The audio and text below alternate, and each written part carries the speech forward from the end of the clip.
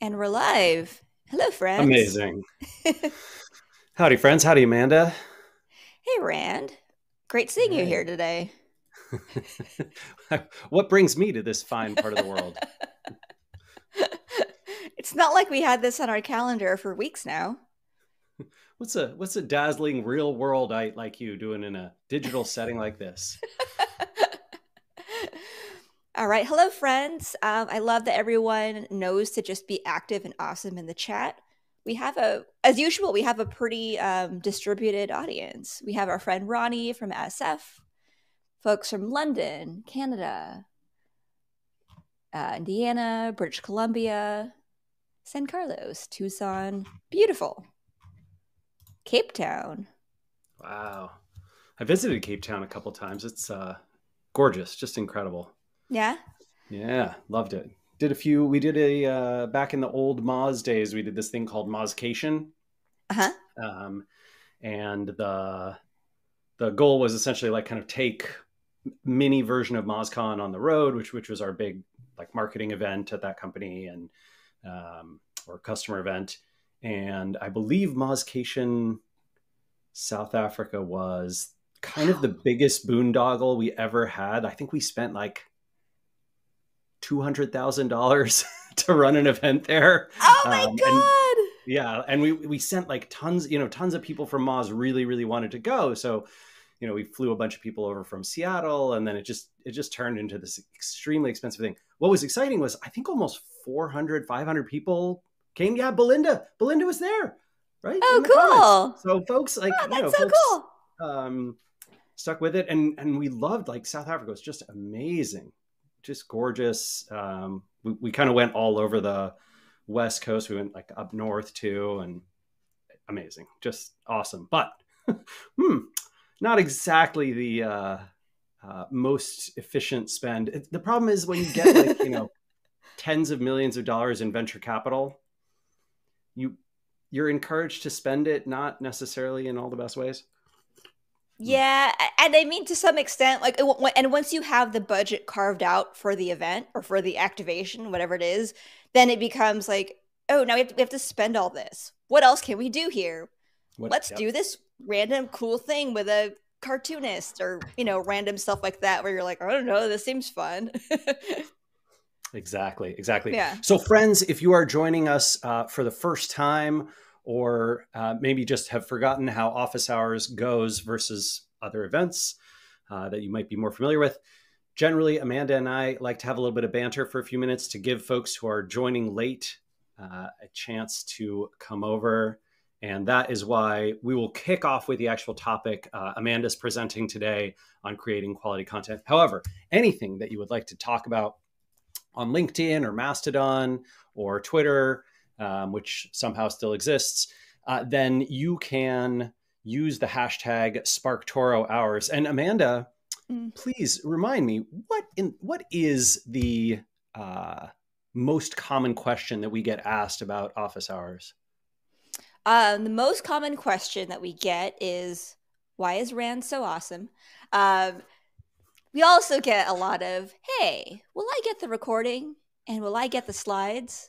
To which I say, yes, just Venmo me $20. No, I don't say that. No, you will. But if you want to, I wouldn't be opposed to it. No, you will. You will receive the recording and the slides probably tomorrow. So what I'm going to do with this presentation is I'm going to try to write up this presentation into a blog post as soon as I can. My hope is to be able to time it with that follow up email so that it's all in one beautiful place. But we will see. I don't want to keep you hanging for long. So most likely, I mean, you're still going to get the follow up tomorrow. It may or may not have a blog post, but you will get the recording. You will get the slides forever. Forever. Forever. I mean, I think, Anthony, I think we pay all three of our employees pretty fairly. All three of our team members pretty fairly. We There's do. only Casey, me, and Amanda, but We do.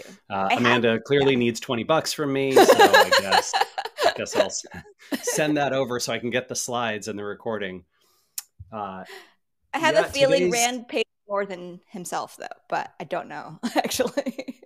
Today's big news, Amanda, I'm sure, Yes. I believe the CEO of TikTok is testifying before Congress right now. Ah. Um, Possible they're finished, I'm not sure. But yeah, it is. They are essentially, my understanding is, I've only read a little bit this morning, but the proposal from the CEO is to delete all user data from all US TikTok members to avoid having the app be banned in the US by Congress. And yeah, it's sort of interesting. Apparently, the American Yeah. public is quite divided on this. 45% of Americans think that TikTok should be permanently banned, including a healthy number of TikTok users, which I find Hmm. fascinating. Do And do you think it should be banned? I, you know what? To be honest, I don't think that I know enough to give Uh-huh. a credible opinion. I think Hmm. I was talking about this on Mastodon today. Like, I'll find it. my sense is there are probably very smart people working in intelligence agencies who have lots of information on how problematic TikTok's potential ownership and the incentives of that are. And um, I would like to, you know, Hmm. if I were on the whatever intelligence committee of Congress, I would like to hear from them before I make up my mind. I don't know, sort of jumping to conclusions without all the data. Hmm. Just seems odd. I am frustrated. Yeah, you pointed out my post on Mastodon. I am frustrated that a lot of privacy advocates seem to be making this about privacy. I'm not actually Hmm. sure it's about privacy. I don't think that's what it is. I think it's mostly about does TikTok represent a potential influence threat to the United States' long-term health as like a functioning government, democracy, economy? And the answer is maybe. Hmm. But then I was like, well, I guess I have some sympathy for folks who are like, I want to see it all come crumbling down. Like, Yeah. I am not ready for guns and gold. This body was made for like, fancy hotels and nice bathrooms. Um, but some people are like, yeah, guns and gold, let's do it. Get rid of the structure of society. And all right, I don't think I'm going to be around for that. Yeah. And there would be no SparkToro office hours That's true. That would be a huge problem among the for biggest everyone. problems. Well, I uh, know I mean I don't, I don't know a lot about TikTok myself. Not really, right? Like I'm a user in this. I'm a passive user of it in my own way. Like no, I don't add any friends. I don't tell them my name, anonymous, private, all that stuff. But it doesn't stop TikTok, the app, from knowing who my friends are. Like I've blocked it from knowing my contacts, but it still knows to suggest, oh, you should add your friend so and this person, and they're all my contacts. So I'm like, yeah, I mean, it must be using something else to sure. piece together who my friends are, but that's a little weird.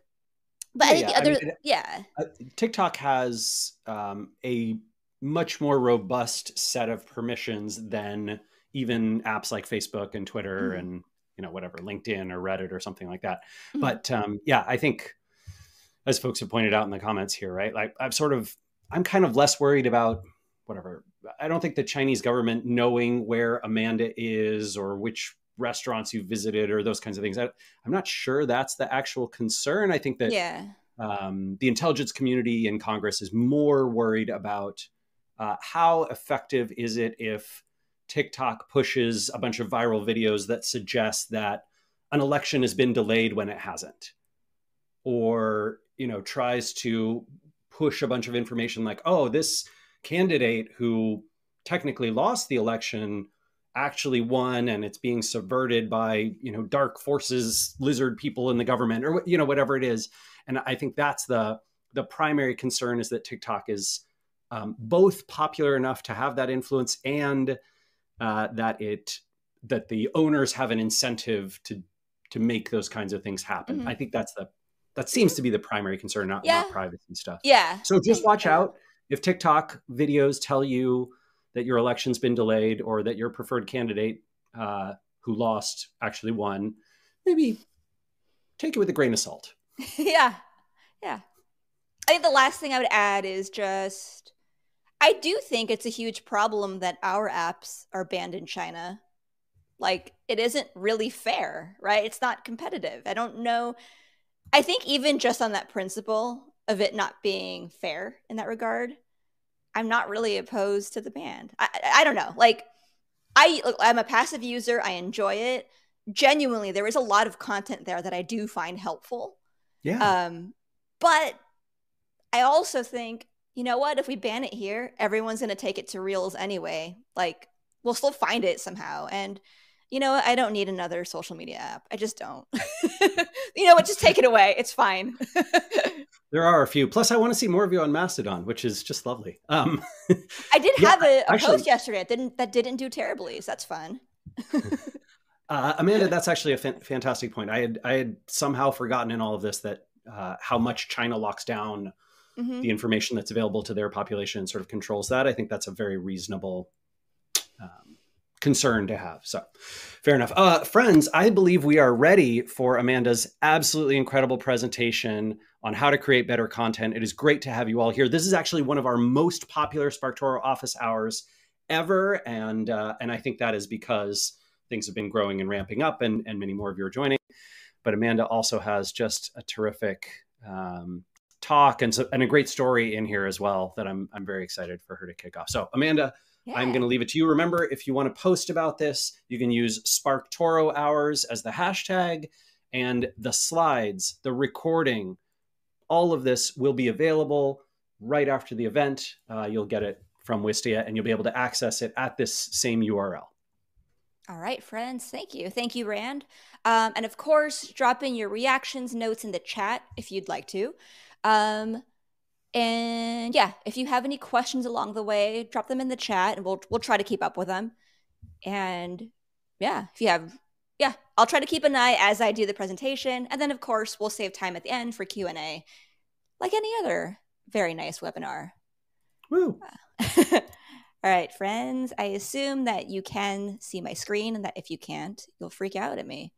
All right, so today we are going to talk about how to create better content and drive business results. So this is going to be your newest content creation framework and how it needs to focus on quality. Oh. All right, so first let's, Rand, let's talk a little bit about this. I mean, we talk a lot about creating high quality content, but it's also really hard to do for a number of reasons, right? So in a sense, creating quality content has become one of those meaningless marketing aphorisms. Like, what does it even mean, right? It has become, here's my sense, Amanda. From the very start, it never meant anything. Like it had basically no meaning because there's no way to validate what is better content. It's completely subjective, right? There's no objective measure. Everyone says I have better content than everyone else. No one believes that the quality of their content is the problem and the reason that they're behind. It's nearly impossible to measure anyway objectively. And if you ask 10 different people, oh, what would make this content quality content? They'd give you 10 different answers. So I find the phrase almost completely useless. And, it was repeated like a mantra, like a prayer in the SEO community that I was part of for 15 years, right? Everyone, oh, if you create quality content, and Google did this too, right? Google would say, you got to create quality content, but I just find it meaningless. Yeah. And then, to that point about how it's objectively impossible to measure, like then you have people saying, like, of course my content is high quality. I'm getting, this many page views per month. I wouldn't get that if it wasn't high quality. But that's not true. Like we've all or they say, I made such high quality content and it's getting no views.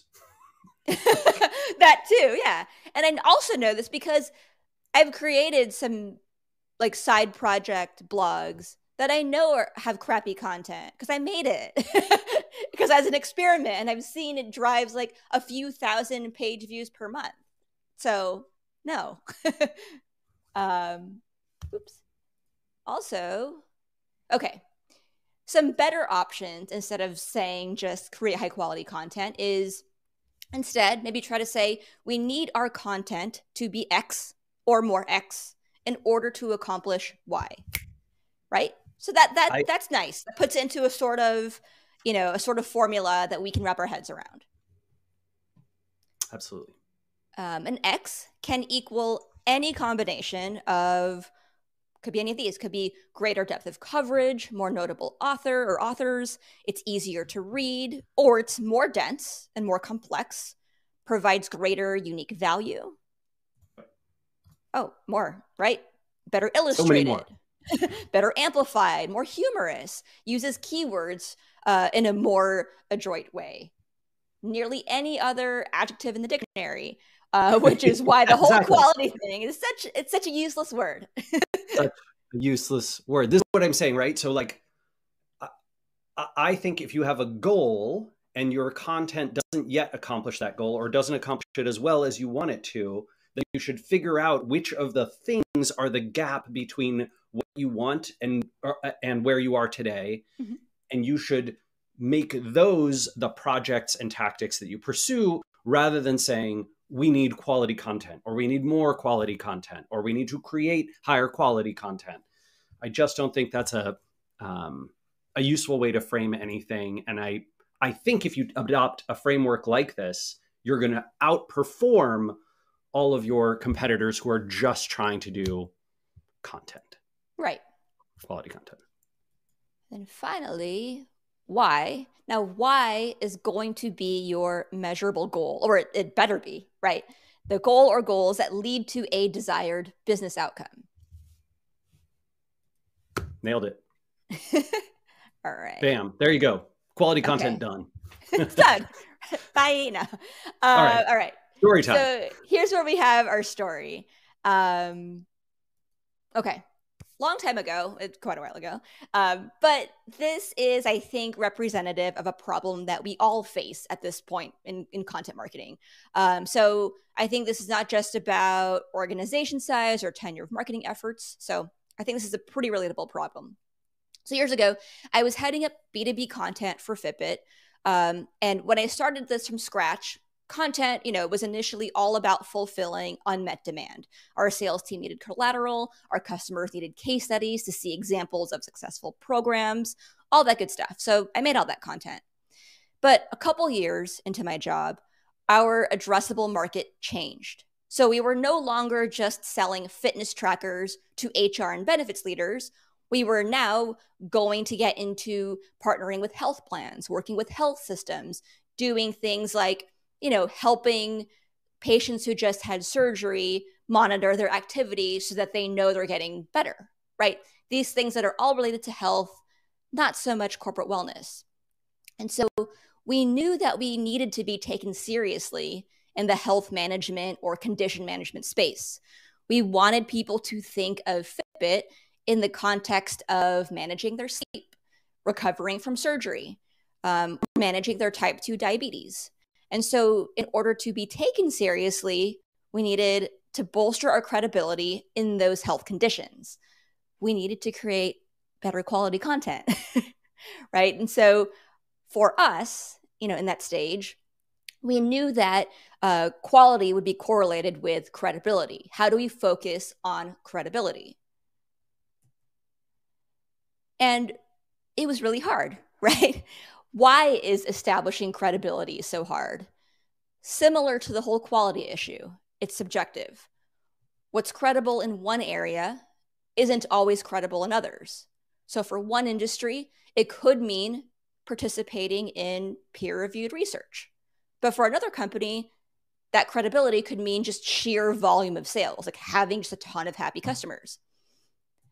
Sometimes, not sometimes, usually, your desired outcomes are all different, right? So yes, of course, at the end, more money is the goal, but where does the money come from, right? Is it coming from overall consumer market share, or are you trying to get that market share through affiliates or brokers? Or is this from increased average order values or somewhere else, right? It's all different outcomes.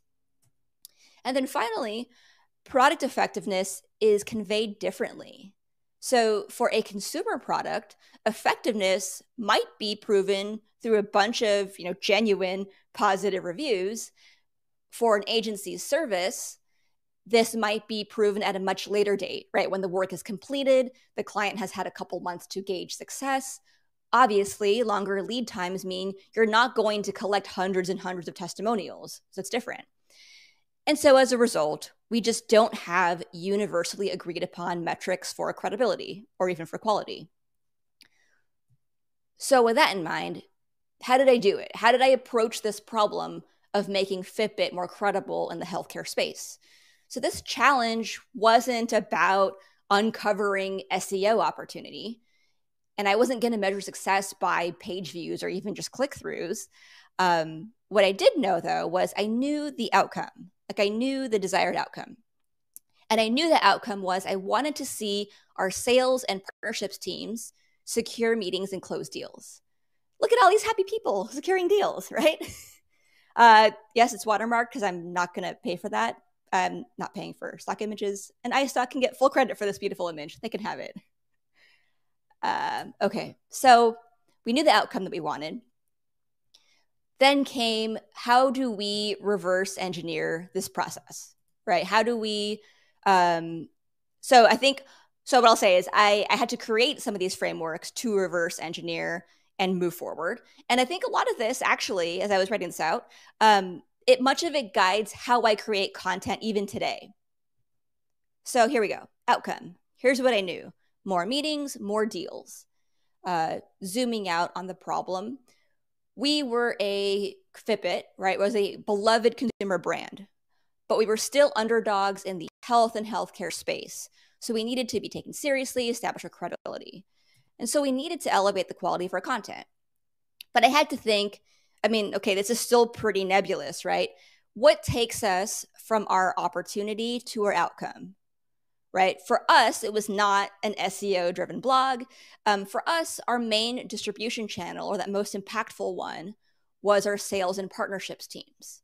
The people who are selling directly to employers, and our partnerships team. So people who are brokering deals with health insurance companies and health systems, right? So what did my sales and partnerships team need?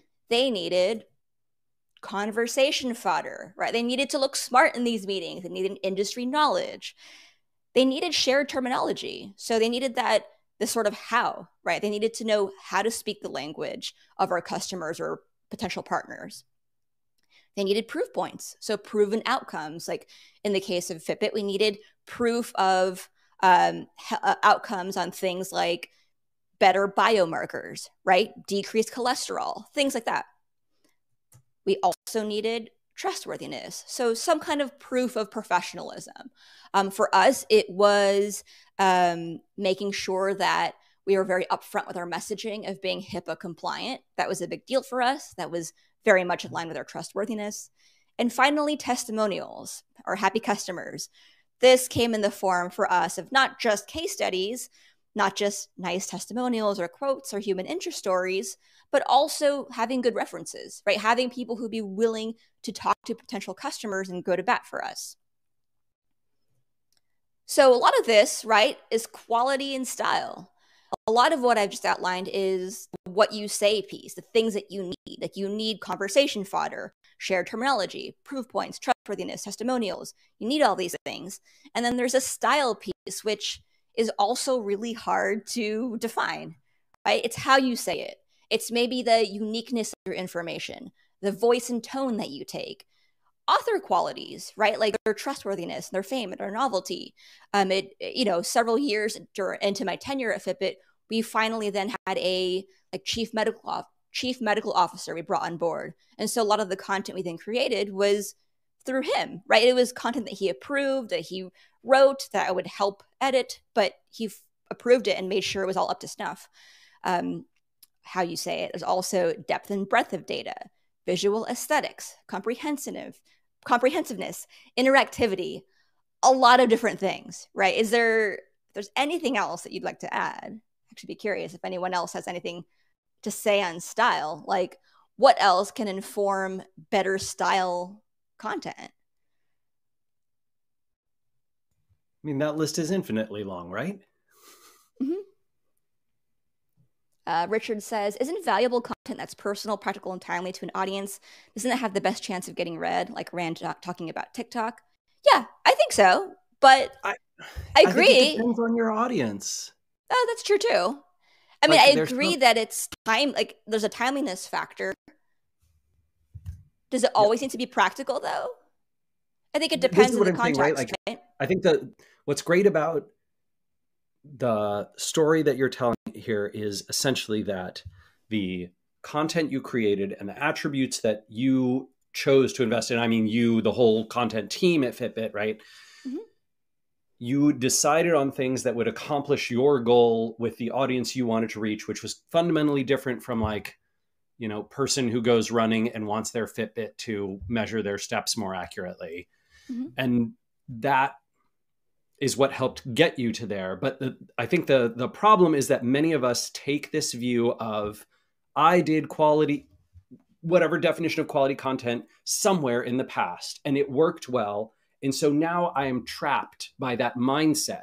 I am locked into the thinking of, well, I have a hammer, so every problem looks like a nail, and I'm going to keep hitting that nail. And this, I think, is the fundamental challenge of a lot of content marketers who have experience, and even those who you know have only worked on one or two things, is that we get lost in this idea of I think quality content always means doing these things. Yeah. And and this is why I think you know you nail it when you say this is the outcome we needed, this is who we needed to speak to, this is what we needed to talk about and how we needed to talk about it in order to have that outcome with that group. Mm-hmm. Totally different from another group, totally different from another type of project, and every one of these is unique. And man, if you're locked into the mindset of, well, we need quality content that ranks well in search engines, that's not how you're going to build brand usually. Mm-hmm. Like it's not going to make you prominently and predominantly synonymous with a problem space or trusted by medical professionals or, you know, whatever. Make your case to Congress that you are not violating privacy. Like it's just your outcome and your input have to be unique to every problem. Yeah. There's, I was looking at some of the comments here in the chat. One interesting theme that I've seen is a lot of our friends here talking about selling outcomes and not just talking about yourself, like really empathizing with customer pain points.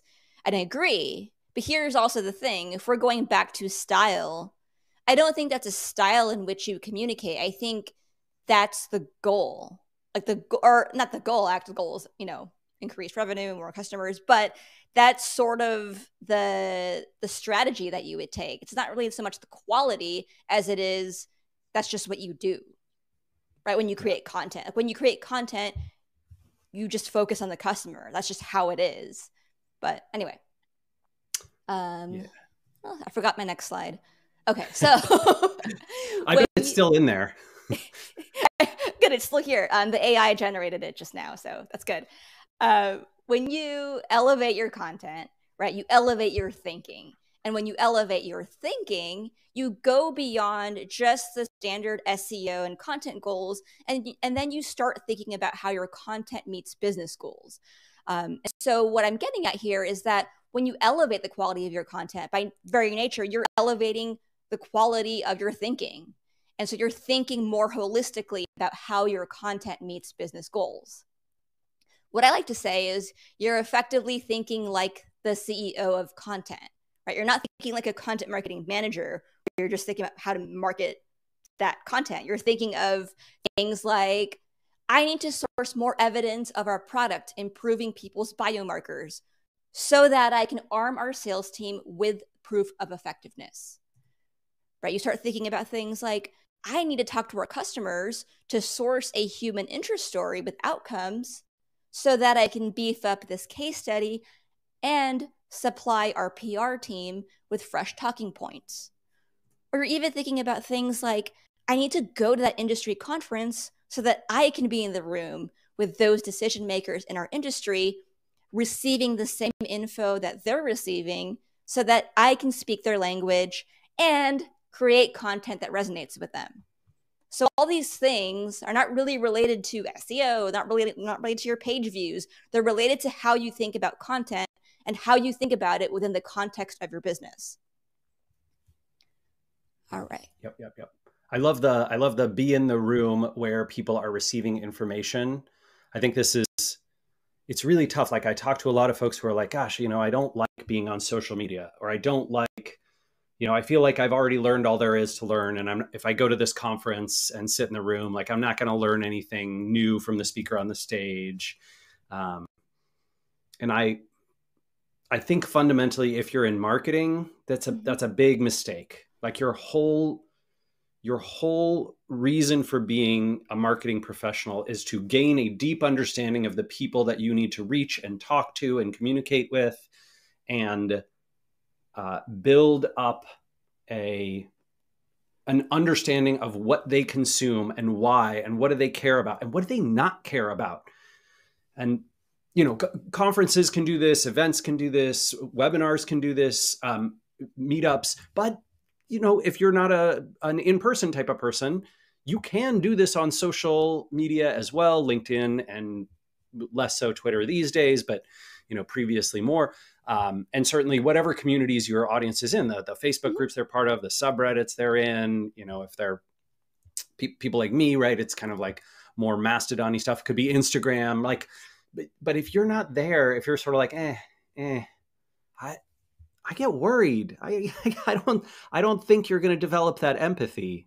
And it's weird because I think that a lot of marketers have this perception. This is like a trouble that I'm sure you've seen a ton, Amanda. Like I think you talked about it with your previous agency, where it's kind of like, go do your heads down work.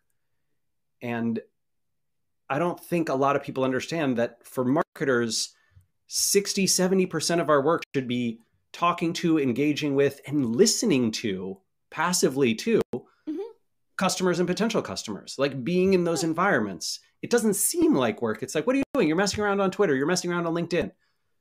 No, I am gaining a deep understanding of what these people talk about and why, and I'm engaging. I'm seeing what works and doesn't, and I'm trying to get a sense of who different people are and why they care about different topics.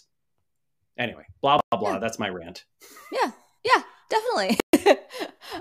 And then I guess just wrap up this slide, because what I'm also getting at with CEO of content, right, is, it's elevating your thinking like an executive. And it's also showing to your own leadership team that you are thinking holistically about your content and your marketing efforts. So it's strengthening trust with your leadership team or even with your client. And I think as you shift your mindset towards that, you'll find that you start to get more holistic buy-in for your strategies versus getting permission for every single discrete tactic you want to try. So thinking about content like an executive will allow you to get into that mindset of getting that executive buy-in so that you can keep creating content that is awesome or start creating content that's awesome. All right. So we've covered that piece, like how to reshift our thinking here. Now, I do want to take some time to talk about how do we generate meaningful ideas, right? Like how do we get creative here? How do we do this ongoing in a sustainable way? So in a nutshell, I'll say stay up to date with audience research, news and info, and customer research. Here's how. So audience research, right? I have a... Okay, sorry, I'm queuing up a link that I can put in the chat. Audience research, right? So what is that with content, right? It is learn your audience's online behavior or behaviors, find their sources of influence, understand your audience on a practical level, and then apply this knowledge to how you create content. So I'm going to use the example that we already have because we have a free full query for this. So I'll drop it in the chat here. This is the audience of people who follow the author James Clear, right? So if you have a SparkToro account, free account, whatever, if you click that link, you'll see the full data on this query. So what can you get from this? People who follow James Clear also follow Naval, Shane Parrish, Nassim Taleb, and they like to talk about business models, comfort zone, and important things. I'll show you this in a second. But what can you do with this information? Maybe you can create playbooks on first principles thinking. If this is something that's relevant to your audience, this is something that would be of interest, maybe it's high quality, right? And yes, you actually can see this in SparkToro, I promise. So here's a social Wait, screenshot of the Amanda, social tab. Tell me about this playbook. Oh, I don't know. I just made it up off the cuff. I was just imagining, like, let's say you are like marketing to the audience that likes the author James Clear. So this author writes about, developing habits that are sticky, becoming healthier, doing these like micro things that make your life better in different ways, right? So these people also follow people like Naval, the investor, right? Shane Parrish, Nassim Taleb, a lot of people who talk about sort of how to see the world in a way, right? Or how to understand the world. That's kind of how I would break it down in the most basic way.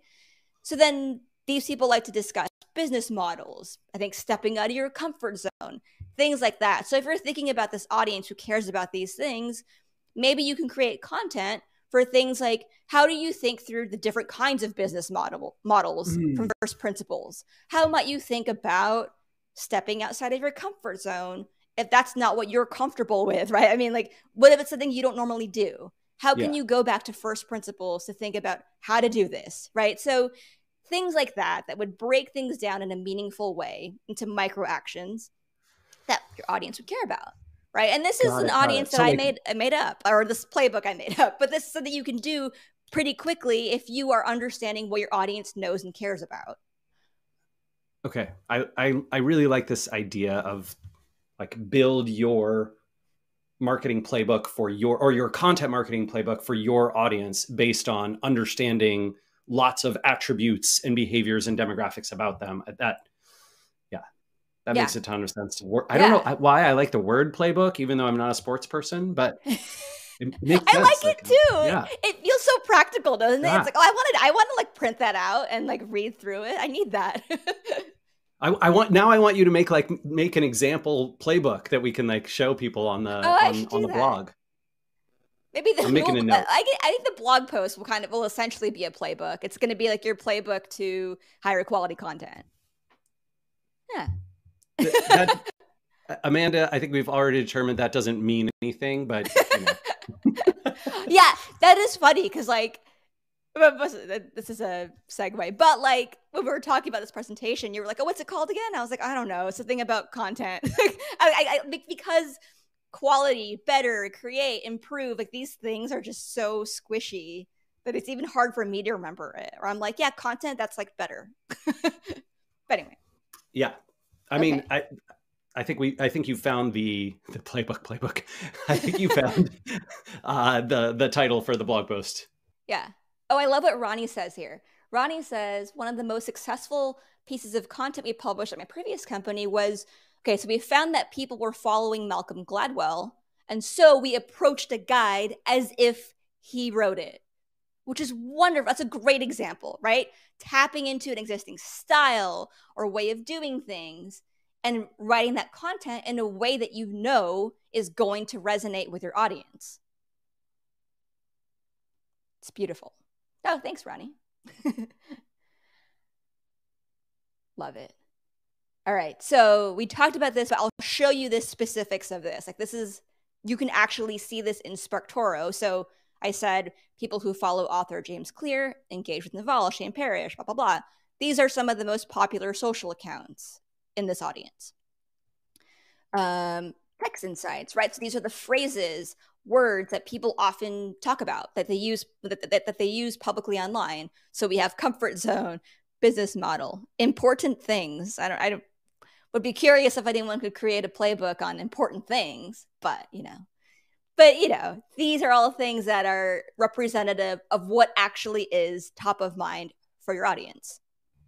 It's just wild that they use those phrases over and over and over again, right? Like decision making, comfort zone, business. It's just it's mind-numbing. Also because this is so different from anything you would find in a like SEO keyword research. No one searches for this stuff, but they all talk about it. Yeah, it's kind of weird. I think it's sort of like the, to get super meta, It's kind of like how marketers talk about creating quality content, but we don't search for create quality content. Like it has very few Google searches, but it gets tons of conversation. Mm-hmm. And those two things are so different. It's just Yeah. sometimes what you should do your content on is not just what people Google. Mm-hmm. Yeah, it's sort of like there's a copywriter, what's her name again? Margot something. But she says like to do effective copywriting, what you don't want to do is you don't want to stand out. That's the last thing you want with effective copywriting. What you actually want to do is you want to blend in with the narrative that somebody's already telling themselves. Like you want to write something that has somebody who reads it think, that's me. That's exactly what I was thinking. That's better said. That's what I wish I could say. Copywriting isn't about being jarring and like just throwing info at someone and making them freak out. It's having them go, oh my God, why didn't I say it that way? Right. And it's kind of similar to this, right? Like it's like no one's searching for how to step out of my comfort zone. It's just something you think. Like maybe you think, oh, I should do this more often. Or I went to that happy hour yesterday that I was nervous about, and I'm glad that I went because I met all these cool people. You're not Googling how to go to happy hour or like how to talk at happy hour. Sometimes I do because I'm weird. I think Maria Yeah. Delano did a great post about like stepping out of her comfort zone on LinkedIn. I saw it got a bunch of engagement, and so Yeah. this type of thing is like top of mind for a lot of folks. It's just not. All right. The next thing is news and info, right? So this is, oh no, I didn't animate the slide properly. Sorry. Okay. I'll go back to this. See the publications they follow, listen to the podcasts that your audience listens to, lurk in their relevant subreddits so that you can speak their language and think how they think. So this was a search so this query is people who talk about B2B marketing, right? So this is the audience of people who engages so this audience, sorry, of people who talk about B2B marketing, they engage most with these subreddits, right? They engage with marketing and advertising, entrepreneur. Like these are the subreddits that are most popular for what they're, for their affinity, right? So you could lurk in these subreddits, participate in them if you want to. I'm worried I'll lose my place if I. Okay, wait. All right, I'll just show you this. Podcasts, right? So these are the podcasts that are popular among this audience.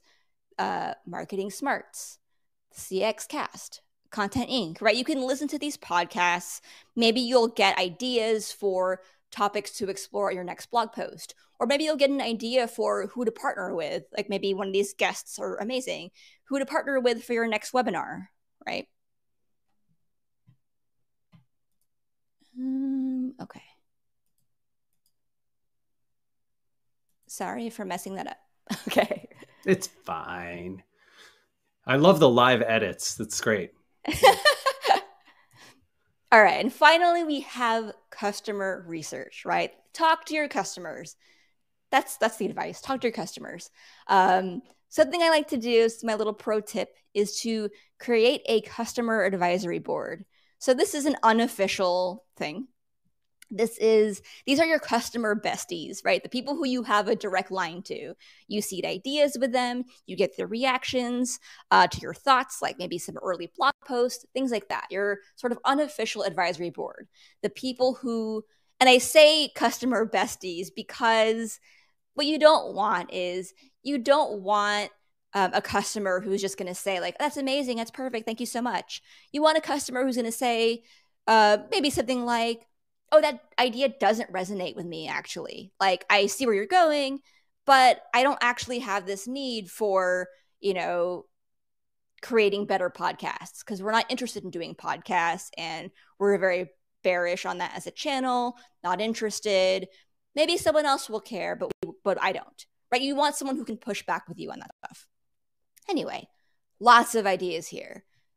You could join sales demos, take some notes, listen in on customer support calls. So you don't even have to be the one talking, right? Just listen. you could actually do the customer support calls. This is what I did. I worked at a D2C snack company for a while. And what we did was everyone had to do some customer support, whether it was replying to emails or actually doing the phone calls. We had to do all that, right? So there were some really unusual things that happened there, right? But we learned a lot about what our customers wanted and needed. And we learned really that the pain point of whenever we had an out of stock snack, it really pissed off people, right? Like being the marketer who doesn't see this, you think like, oh, I don't know, like we'll just let them know it's out of stock. Sorry, we can give them a credit back. Like, sure, like yeah, of course. But we weren't really thinking about how much it sucks when you really were set on ordering dried pineapple and instead you got a bag of dried apple slices. That sucks, right? That super sucks. Of course, we would credit these people back. We would say sorry. But we were like, that's fine, right? But people were like, no, you don't understand. I love your dried pineapple slices. I can't get them anywhere else. You need to figure out your supply chain issues, right? So that was really important. Other things you can do, read through or apply to support tickets, talk to multiple people at a company for a case study. And I say multiple people because everyone within the company, your client, right? They're all going to have different perspectives. And depending on the kind of product or service you have, maybe you'll get a really good human interest story out of it. Parse through your CSAT surveys. Maybe you'll see some helpful feedback there. Oh, and this is a fun tip. Check Google Search Console. So if you have a website that gets a decent amount of traffic, what you can see in like Google Search Console is the search terms people are searching for when they stumble upon your website. So maybe you'll see ideas for content there. Like maybe you'll see that someone who Googles maybe you run a like B2B sort of phone services company. Maybe you're getting a lot of people who are searching for your company name and like, you know, how to do better cold sales calls, right? I don't know, right? But that's a very specific example that I just made up that might not happen. But you might find that people are searching for certain things with you in mind and you realize you don't have the content for it. So you could create that content. A couple more here. Talk to your sales team. Grab coffee with a colleague, right? Someone on a different team, maybe just a different marketing function. Ask them what they're thinking about, if they've had any interesting interactions with customers lately. Like get a sense of what they're thinking about because that'll help color your own perspective of, oh, I didn't think of it that way, right? Like if you don't talk to your own team, how do you know what they're dealing with, right? Like what the problems they're troubleshooting. And then finally, this one's not customer research, but I don't know where else to put it. Repurpose your content into a new format. So this is really important because I really should have just made this own slide. So I'll just say it again. Repurpose your content into a new format. And so I say that because when you're thinking about repurposing content into a different format, you're already thinking about the ways it's going to be better in a different format, right? Like you might be thinking, like maybe like this webinar, it's going to be a blog post, right? So I'm already thinking about like, oh, I need to make this own section. Oh, I think I need better examples for the things I just listed, right? Like it's going to be written out. I got to have better examples. It's kind of different right now because we're talking about this live and I can interact with feedback here. If Rand thinks I'm being weird, he can ask a question and I can answer it, right? This is different. If I were to turn this into a YouTube video, right, then I'm going to be thinking, okay, it should be, or Instagram Reel, right? So short form video, YouTube Short, Instagram Reel, whatever. Maybe I'm thinking, oh, there should just be a section or a video just on customer research. And this video should be 10 ways to do customer research. Join your sales demos, listen on support calls, like boom, boom, boom, and having like the text come up, right? So like as you're thinking about different formats, you're inherently going to think about what's going to work for that format. So that automatically helps you level up your content creation. Okay. What do we have next? Okay, AI. We promised we would talk a little bit about AI here, so we'll do that. Can I use AI? We think, yeah, you can use AI. Maybe you should just use it though for spicy autocomplete. So let's walk you through a couple of examples. So these are some examples in which I can see AI being useful or that I have gotten some utility out of it. All right, so basic copy rewrites. My last blog post, I think this was last week, was about, fractional CMOs, fractional marketing directors.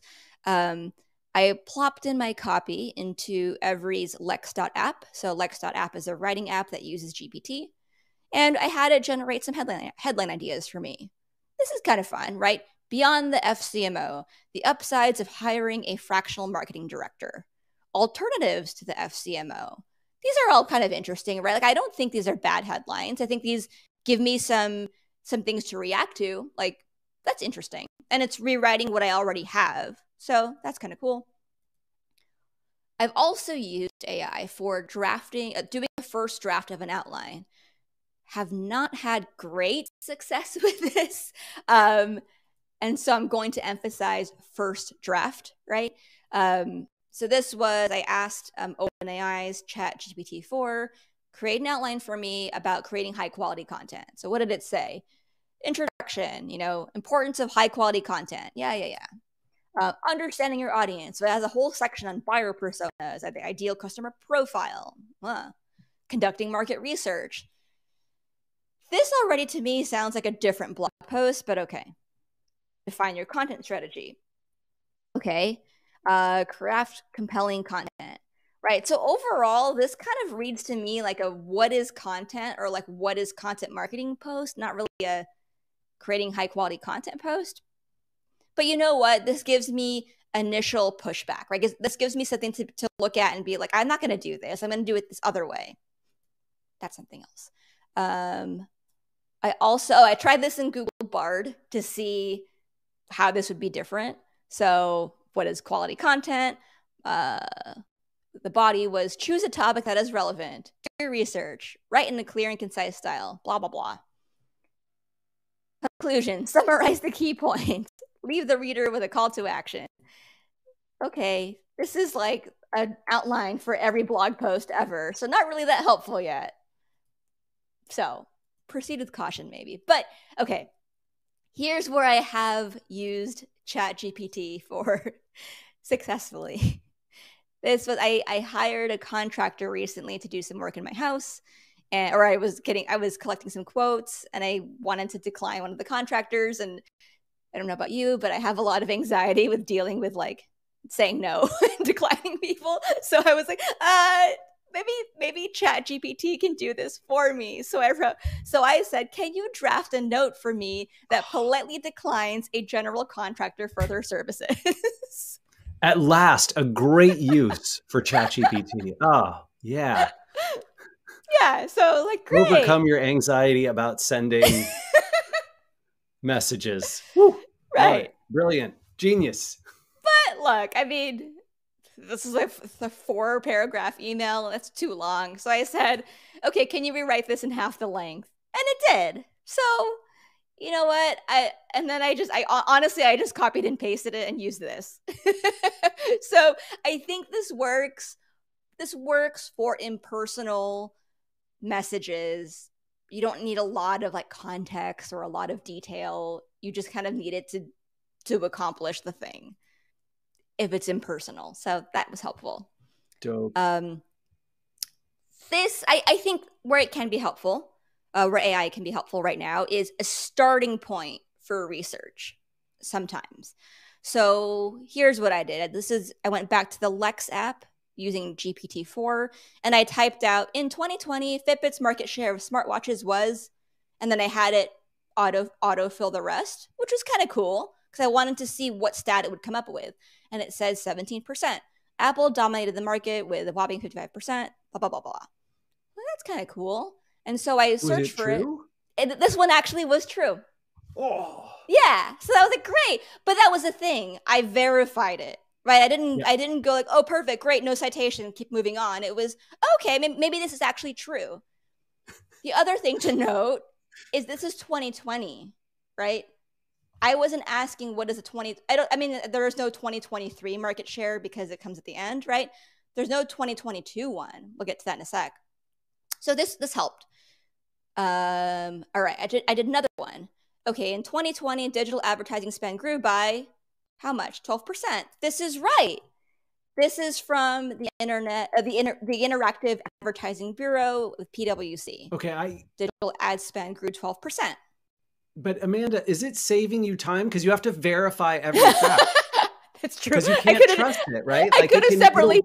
Yeah, I could have separately just Googled what was digital ad spend in 2020 and then been like, oh, here are the sources. CNBC reported it. Where does CNBC report from? Oh, they reported from IAB. Okay, but you're right. Yeah, that's true.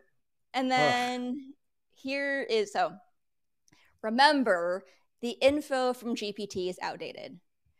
The Lex app will even just say this up front. It says, I'm good at research questions, but sometimes I make up things that aren't true.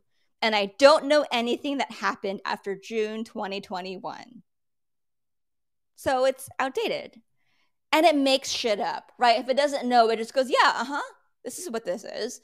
I like recently plugged in like who is for, Rand, myself, and Casey, our, co-founder CTO, and it knew some things about us. Like it knew that Casey, I think, was like, marketer turned engineer, worked at some successful startups, but it also said he co-founded Wistia. And then for myself, it said I co-founded other startups. It didn't even say what they were. It just said co-founder of startups. And I was like, no, I'm not. I mean, I worked at startups. I was an early stage employee, but that's different. I think I had my slides out of order. Okay, because there's another example of, so I did the 2020 research, but I wanted to see, like, I know it was up, it goes up to like at some point in 2021. So what am I going to get here? And so I typed in 2021, digital advertising spend grew by, and it said 10% across the globe. And then I went to a different GPT writing app, type.ai, also a nice tool, nice for just writing. It said 25%. So, which one is it? Then I had to do the research. Then I just pulled up the IAB report because I thought this is a good place to start. They're one of the standards for measuring digital advertising. What did they have to say? And the historical data, boom. It's not 10%. It's 35%. Like the very different number. So proceed with caution there. Last example here, I think is really interesting. Our good friend Ross Simmons over at Foundation Inc. He used this slide in his Search Love presentation last week. Was it last week? He showed this example of this really successful ad campaign that Burger King did, right? The beauty of no artificial preservatives, moldy burger. It's kind of amazing, right? And so his example was you can use things like Midjourney, right? Like generative AI to help you create more detailed creative briefs. He replicated the moldy burger. That's sort of a fun thing. And then he also went into Reddit and like the Midjourney like subreddit and posted some fake advertisements using Donald Glover or Childish Gambino of like, doing ads for Tylenol, or Serena Williams doing ads for Pizza Hut. Right. So I think this, obviously you wouldn't use this as the ad, but if you're on a creative team or you're trying to ideate and conceptualize certain things, or you're requesting something, you could maybe use generative AI to be like, hey, like I want this advertisement to look kind of like this. I want this aesthetic. I want it to look really emotional. I want it to look really relatable. Or I want Serena Williams to look front and center with the pizza right in front of her. Like maybe you can do things like that. That can help with the creation, ideation process, not with stealing identities. Don't do that. Or using likeness. All right. Okay, I know we're coming up on time, but I did want to rant about this just a little bit.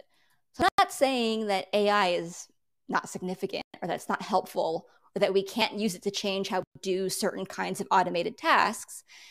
And maybe we're going to get some really, really effective chatbots in the near future. That could be cool.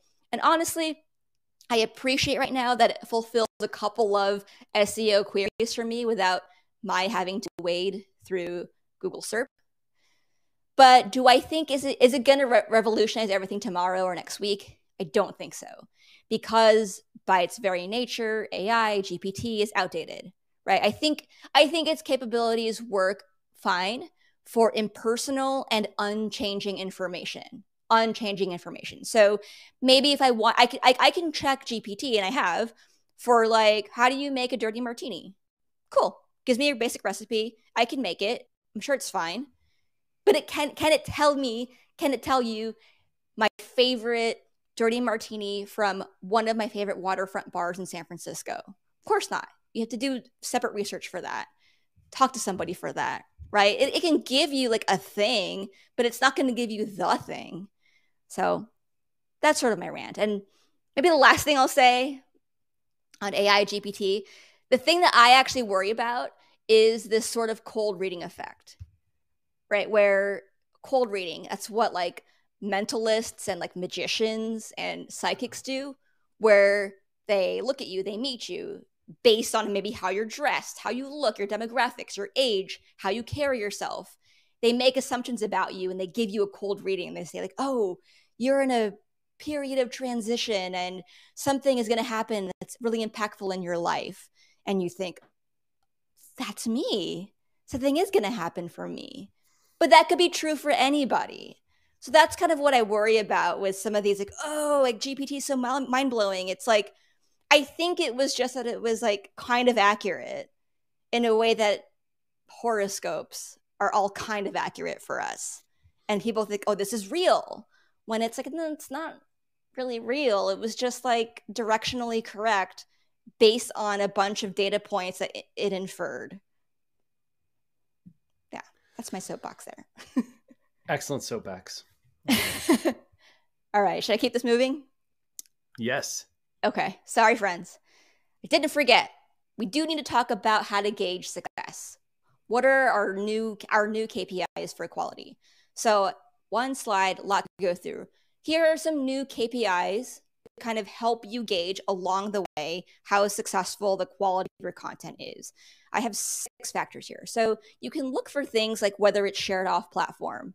Our good friend, Caitlin Burgoyne, a lot of her content gets shared from Twitter to LinkedIn, LinkedIn to Twitter, whatever. That's a measure of something, right? That it resonated with a lot of people, so people are taking it off platform. There's this wonderful example. A team of women who love Taylor Swift this is a while ago, created a Taylor Swift themed Wordle. And it was I think they had this podcast about their Taylor Swift fandom, but this Taylordle did extraordinarily well. Millions of visits, hundreds of media placements. Awesome. This has been like shared and deconstructed across marketing examples here. Marketing Examined. A lot of people talk about it. Shared off platform. Shared off platform could also just mean somebody sharing your blog post in the company Slack channel, right? That's maybe a measure of quality. Quality of discussions. So places like here in our office hours chat, high quality discussions all throughout, all the time, right? So we know like, great, this is inspiring some people, or asking questions, or adding on great ideas. Responses to our audience research newsletter, beautiful, high quality responses. You could also look at if people are adopting what you're saying or doing, or maybe even copying it. So the blog post that I did last summer on 0-click content, that has been something that more and more marketers have been adopting. And I've even seen it in like job descriptions, right? People are talking about 0-click content. It resonated with a broader group. It's going great. Here's one of my favorites. It meets 2 or more stakeholder goals. So content isn't just about SEO, right? Maybe it's how your content fulfills a product marketing need or lead generation. My favorite example here is the Knott's wedding style quiz. So they had this wedding style quiz where you are planning your wedding, you take the quiz, it helps you get some like shared terminology for how you would communicate your vision. So it'll give you a color palette, some colors to consider, all that good stuff. But the cool thing about this is that this helps nurture their B2B channel. So the Knott's wedding vendors, they actually prefer it when their customers take this quiz, because they have this shared terminology to use together. So this meets many stakeholder goals. Amazing piece of content. Great content also inspires new programs. So our friends at Demand Curve, they have a bunch of great resources, all of which kind of power each other. Like they have a great inspiration gallery where they do teardowns of great web pages, right? Email campaigns, ads. A lot of that they'll then break down in their playbooks or in their blog articles, talking with the experts themselves. And then at their growth summit, they bring in their experts and have them speak on panels. So all these things kind of power each other, giving way to new programs, new activations. It's great. Last one, it's economical. So when your content is economical, you're getting more out of it. I think there are a lot of D2C brands that are really good at this. This one in particular is one brand called The Sill. So they have it's a plant, D2C plant company. They have a ton of resources on how to care for different plants. This really thorough library. It looks great, right? But they also repurpose that content into their blog, or I don't even know if they have a blog, but they repurpose it into their product description pages or product pages where they show you how to take care of the plants. All this content is getting repurposed over and over and over again across different channels. And they're getting a lot out of it, right? So having your content have multiple uses kind of speaks to that quality, right? If your content can't ever be repurposed in any way, it might be a sign that it wasn't really up to snuff. So these are 6 things that I generally look for, understanding that I don't have control over all of them. So I would encourage you to really look at these last 3: meeting multiple stakeholder goals, giving way to new marketing programs, and making your content more economical, more efficient, right? Those are the things you really have control over. The first 3, right, I think are things you can keep an eye on, you can look for, you can still brag about to your leadership team. But if you're focusing on trying to meet multiple goals, create new programs, you're already going to reshift your thinking and level up and create better content. All right, I think I have. Oh, okay. So where did we end up with Fitbit, right? Where did we end up here? Bunch of new partnerships, right? This was great. I mean, the actual story of Fitbit, you probably know. They were sold a few years ago to Google. Let's not say for how much per share, but where did we net out with the content? We saw things like copycats, people copying our keynote speakers at conferences. We saw a bunch of link backs to our content, positive sentiment and press coverage, strengthen relationships with customers. And then ultimately, I mean, in this time period, we grew from being a 7-figure business to an 8-figure one, 8-figure, annual recurring revenue. Many of these things, I was able to keep a pulse on along the way, but in the end, it all led to meaningful business outcomes. So think about leveling up your content and business outcomes. I think it'll all work out. I hope. That brings us to the end. Thank you, friends. You can always email me directly at amanda@sparktoro.com, but support@sparktoro.com gets you to all 3 of us here at SparkToro. Yay. All right. Great stuff, Amanda. Whew. Sorry I went a bit over. No worries. So yeah, normally I know we try and leave some time for Q&A, but well, I unfortunately have a person coming to my house to do some work that I have to leave for. Yeah. So you can hop off. I can stay. Okay. All right. Sounds good.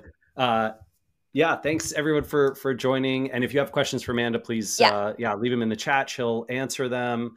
I have so many opinions about AI. I feel like I want to join. I think Brittany Muller is going to do our good friend Brittany Muller has been studying large language models for forever. Data scientist, amazing human. She's going to be doing a webinar with us. We haven't picked a date yet, so I believe it'll be sometime in May or April or May. You'll all be in the know, of course. Awesome. Love it. And then I think Asia Rangio is doing another one for us. Asia Rangio, and then our friends at Forget the Funnel, Claire Solenthrop and Gia, they will be joining us too. So we have a great lineup coming. Are going to be dope. Mm-hmm. This will be fun. I don't want to All keep right. you, Rand. You can All go. right. Take Friends, you care. can Yeah, stay. thank you. Bye, Rand. Bye Um, bye. friends, if you have questions, feel free to ask in the chat. Or, I mean, you can leave too if you want. But happy to answer any and all questions. If anyone actually is feeling brave and or camera ready, maybe I could invite you on stage. I don't know. Okay. Maybe I'll just any questions on anything we've covered, questions about SparkToro, AI, content. All right. Feel free to drop them in the chat. I'll just give us a couple minutes here, and then if we don't have questions, that is also cool. We can go. All right. I'm curious to learn from you, friends, if you have anything.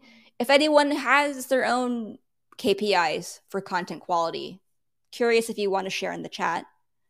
Oh, Jazz asks, great content, my first webinar, recording links.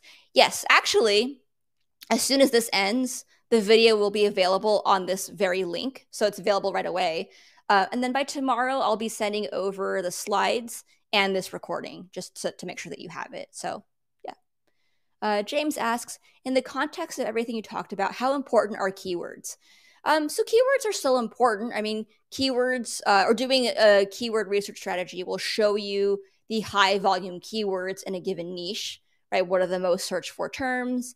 If you use something like Ahrefs, a great SEO tool, you can see a score for the overall level of difficulty. So if you wanted to rank for a high volume search term, how difficult that might be. That's definitely helpful. So a good thing about this, about keyword research, is that it shows you how popular a search term is. However, what it doesn't tell you is it doesn't tell you the search intent. Like, what is somebody searching? Like, what do they mean when they're searching for something? Like, if somebody is searching for CBD tea, right? CBD, like drinkable tea, right? Like, what do they mean by that? Are they searching for what is it? What does it taste like? What does it feel like? Right? Those are some of the tricky things that you as a content marketer need to figure out. Maybe that's where you come in with your point of view, or you do the audience research to understand what your audience might be thinking about in the CBD space. Somebody, not Natalie, or a couple posts. Okay. Somebody asked. Sorry, it just disappeared. Okay, YM asked, does SparkToro have any way to gauge the aforementioned KPIs? In short, no. I think the KPIs are things that you would look for as a content marketer. We can't tell you sentiment of your content. Natalie asks, can you show us the hidden gems again and why it's significant? Oh, I love this question. Let's do this. Okay, I'll share my screen again. Okay.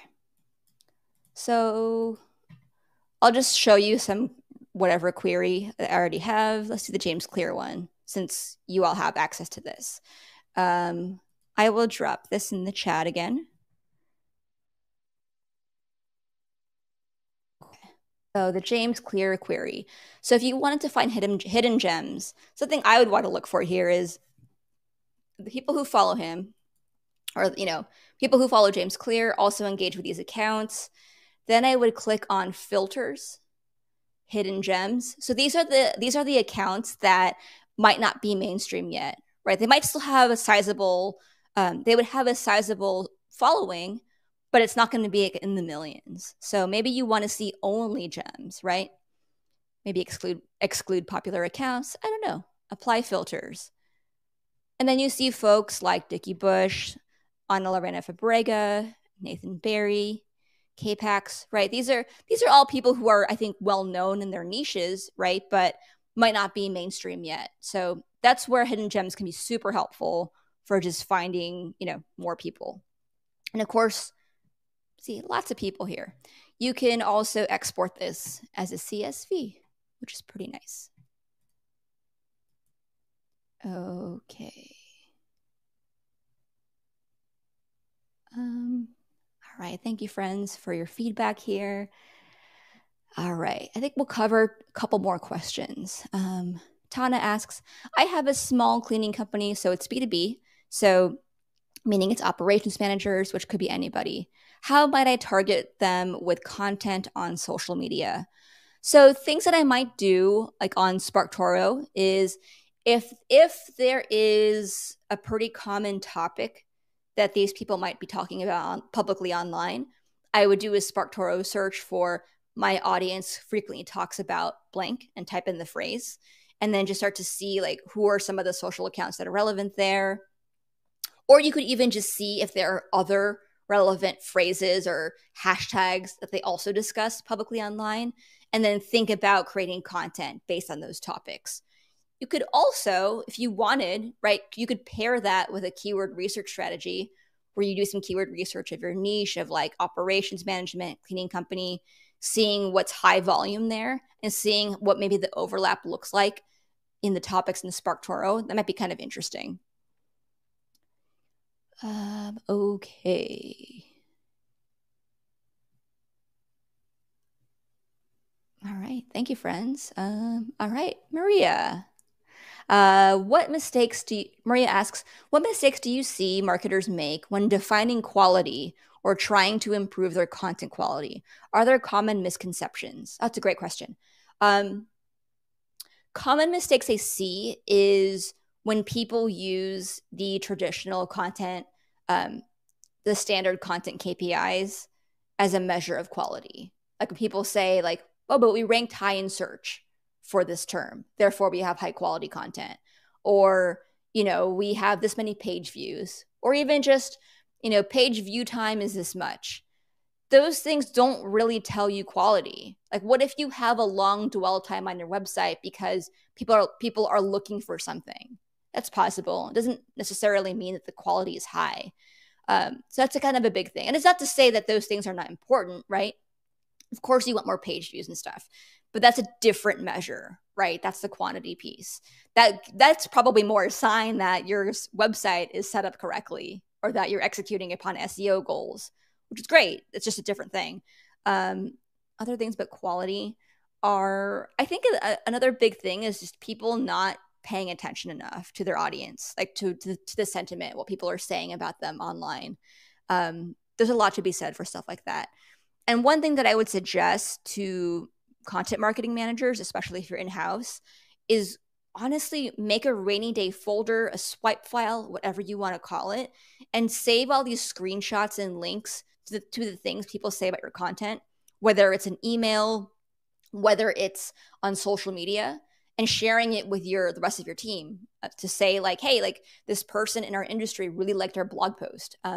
Those things are really meaningful, and especially if you're able to say like, hey, this influential person in this niche said this, your leadership really will care about that. All right, friends, I think that wraps us up for today. Thank you so much for joining. We'll try to keep it tighter next time. Upcoming guests are going to be our friends Claire and Gia at Forget the Funnel. We're also going to have Brittany Muller, Asia Arangio. Awesome lineup for the next couple months. All people talking about like B2B SaaS growth, customer-led growth, AI and large language models. So keep an eye out for all that stuff, all those dates. We will be sending you all that content when we have it. And then, of course, this recording is going to be available as soon as I hit end stream. I'm also going to email this to you with slides tomorrow. And then expect a blog post from me, maybe next week. We'll see. Bye, friends.